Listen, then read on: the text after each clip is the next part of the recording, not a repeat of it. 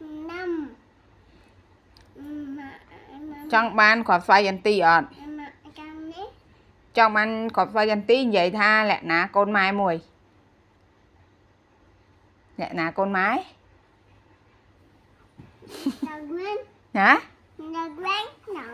ồ tao với nhà ọt vậy tha lẹ ná con mai à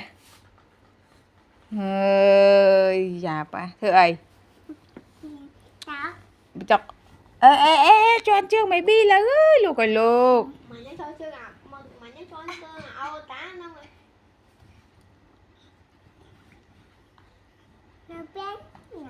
ôn thưa ấy ôn vòng thưa ấy nè